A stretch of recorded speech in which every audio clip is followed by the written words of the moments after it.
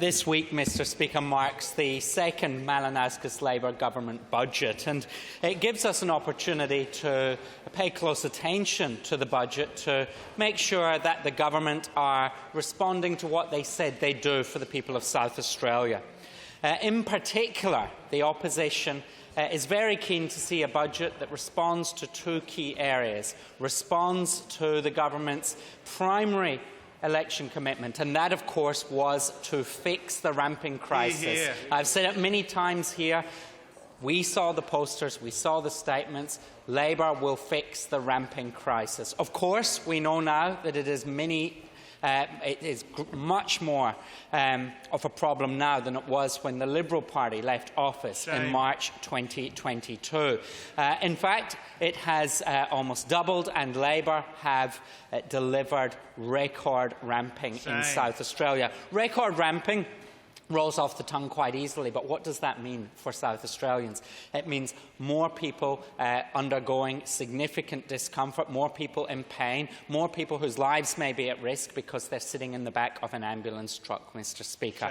It means some of the people who are most vulnerable in our society not getting the care that they need, not getting into the EDs, and when they get into the emergency departments, not necessarily getting the health care that they need when they are at their most vulnerable, Mr Speaker. It means that there is a stressful element built into calling an ambulance. Will it turn up for me? And that doubt that has seeded itself in the South Australian public's consciousness is something that we are greatly concerned about in this side of the House. Because if an ambulance won't turn up for you, does that mean that people are taking the situation into their own hands, presenting at EDs, travelling themselves? There are a whole range of complexities that sit underneath the fear that an ambulance won't arrive in your time of need. And in the 21st century, in a state like South Australia, having an ambulance turn up for you in your time of need is the least that South Australians should be able to expect, especially when this government said that they would fix the ramping crisis. This budget, Mr Speaker, must contain more funding for South Australia's health system. It must include initiatives to reduce the pressure on our paramedics, reduce the pressure being experienced in emergency departments, and, critically important, also address the shortage of healthcare workers available to respond to patient needs.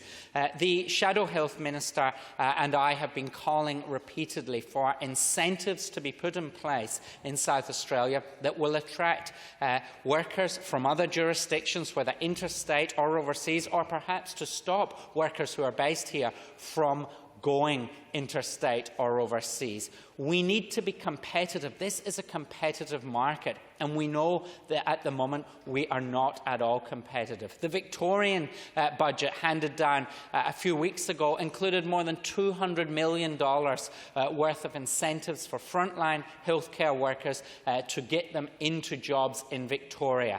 And within the packages that we're seeing, not just in Victoria, but right across the nation, we're seeing particular commitments for regional South Australia. And when it comes to the provision of healthcare, yes, we want world-class healthcare in Adelaide, but we also want our regions to be looked after. Regions should not have to put up with second-class care when it comes to our health system. And the Shadow Minister for Regional Health Services and I have been calling for many weeks now that this budget respond to the needs of South Australians when it comes to regional health care. Better incentives to get doctors and nurses in place in our regions, an increase to the accommodation subsidy within the PAT scheme, and of course good quality security services in place where there is particular vulnerabilities in some regional communities. So there's a chance here for the Labour government to stand up and respond to these most pressing needs in our healthcare system, both in metropolitan Adelaide, but just as importantly in regional South Australia. We are calling for it, and we hope that this government responds to this call.